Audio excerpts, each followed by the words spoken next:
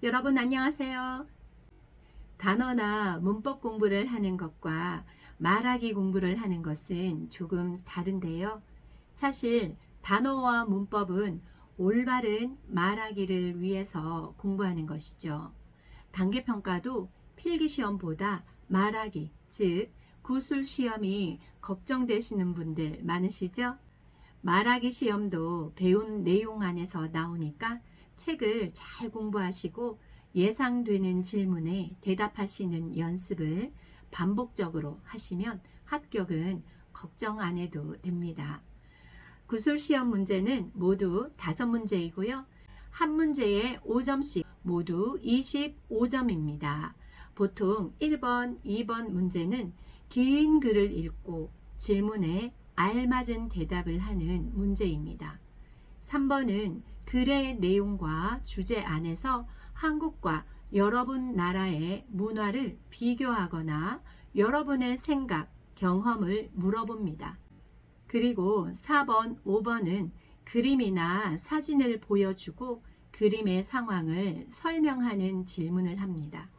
질문에 대한 대답은 너무 짧게도 길게도 하지 말고 2-3가지 정도로 대답합니다. 몇 가지 문제를 가지고 함께 연습해 보겠습니다.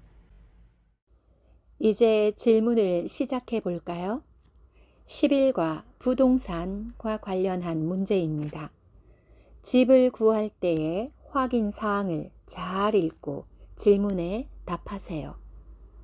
한국에서 집을 보러 다닐 때 가장 중요한 사항은 이사 갈 집의 안과 주변 상태를 살펴보는 것이다. 집을 계약할 때 집주인과 직접 계약하는 것이 안전하다. 부동산 중개업자가 대신 계약하는 경우 사고가 발생할 수 있다.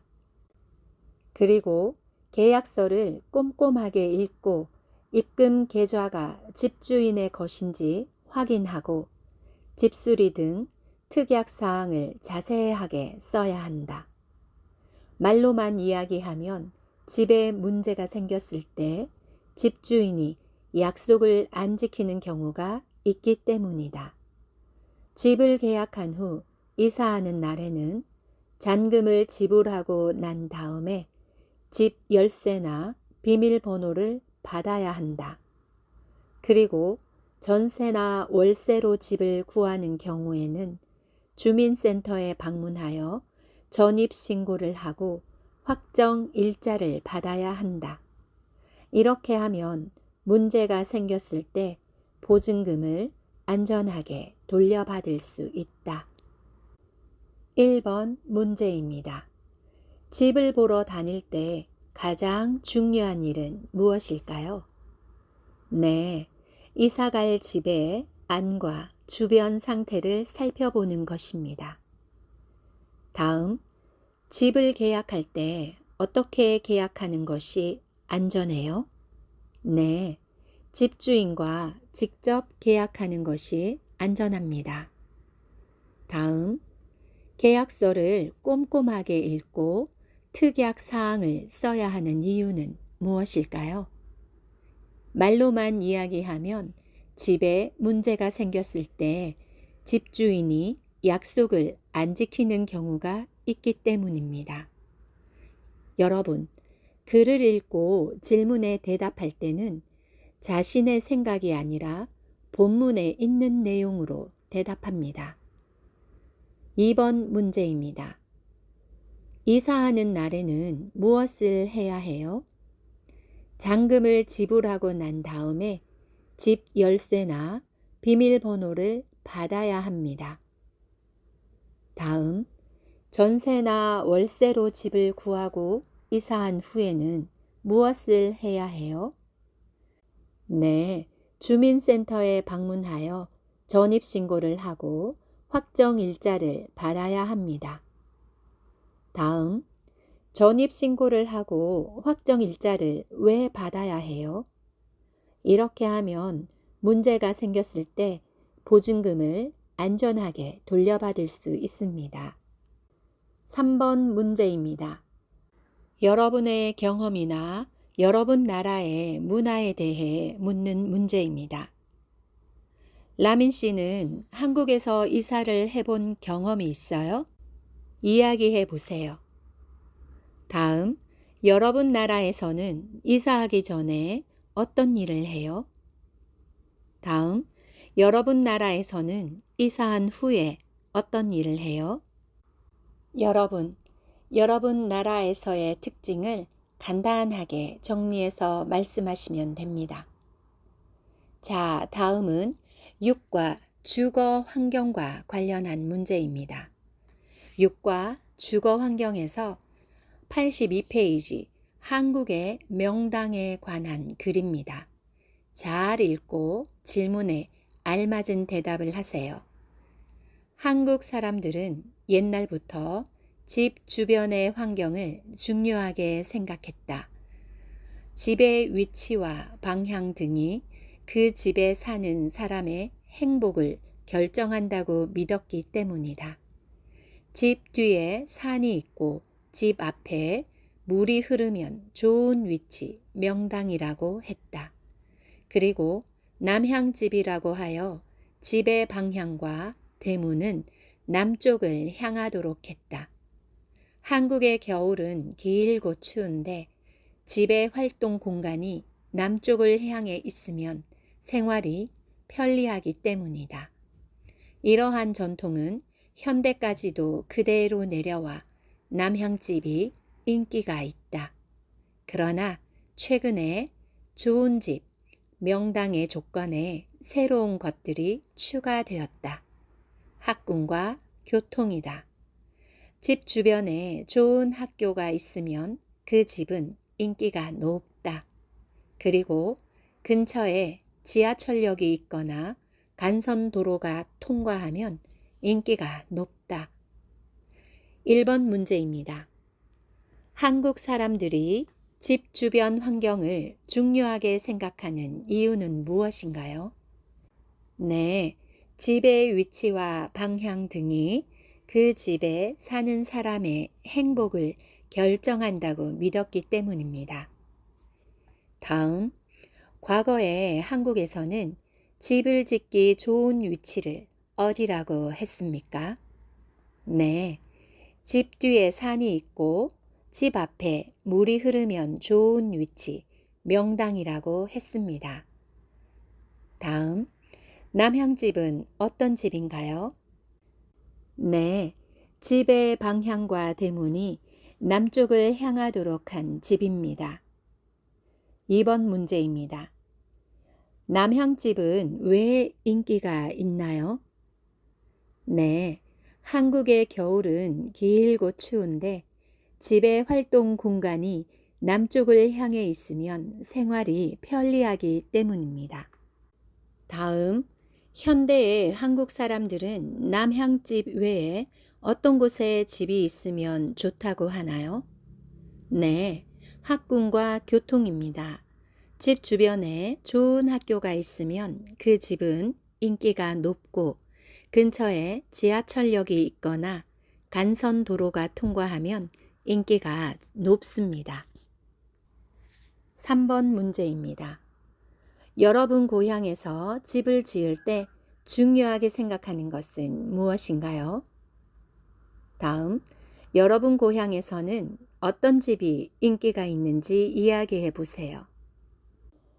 여러분 고향의 특징을 간단하게 정리하여 잘 대답하시면 됩니다. 다른 방식의 질문입니다. 여기는 부동산 소개소입니다. 다음 글을 보고 부동산 공인중개사에게 이 집에 대해 문의해 보세요.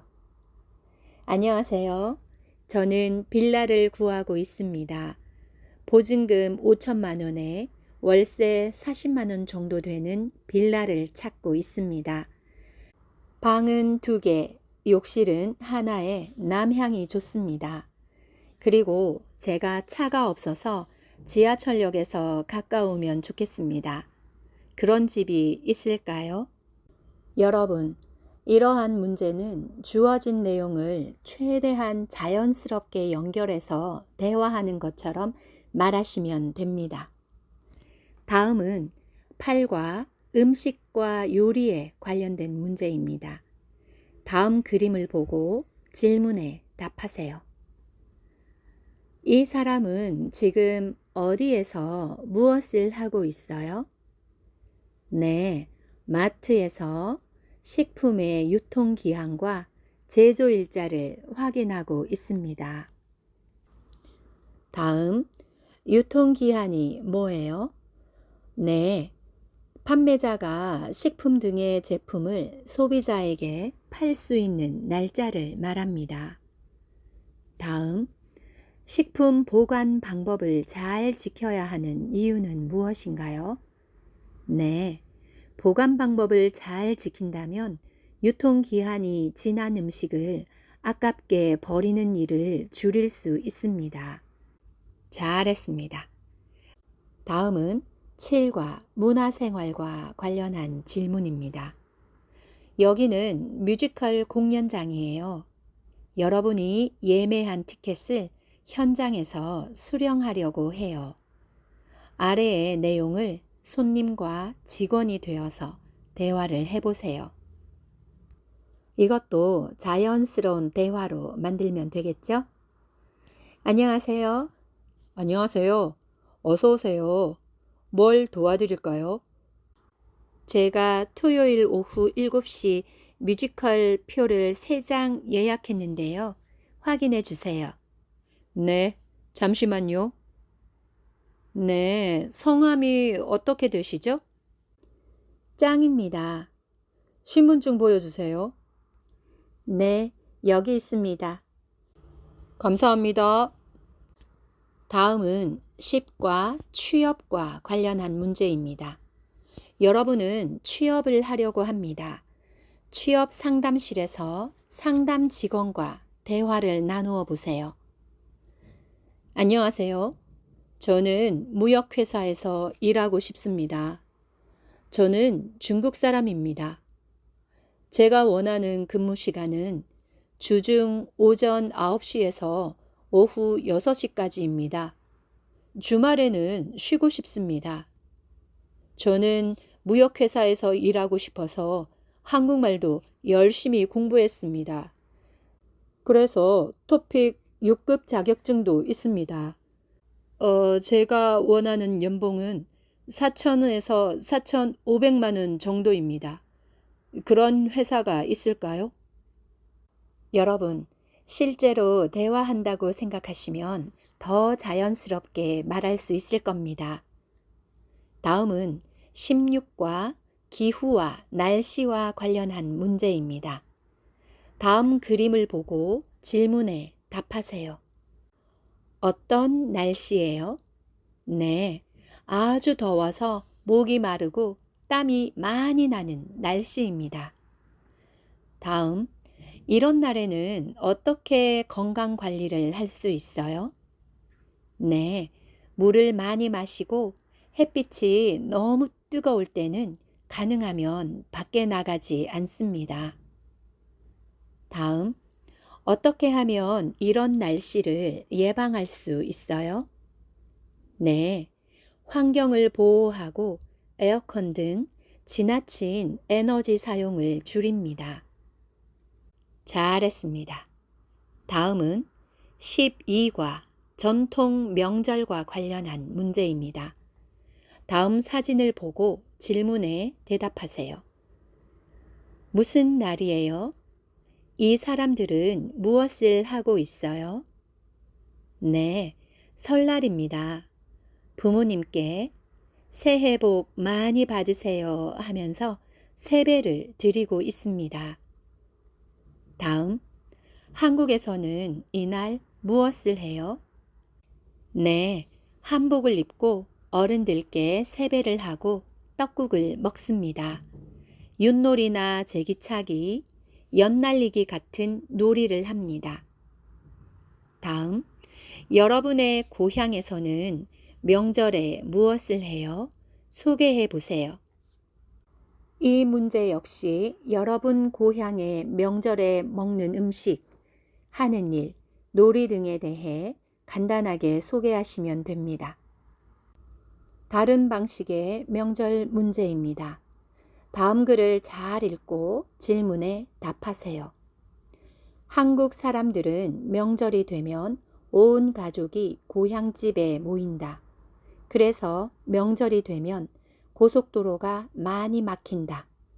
고향집에 모인 가족들은 명절 음식을 함께 준비하면서 그동안 살아온 이야기를 나눈다.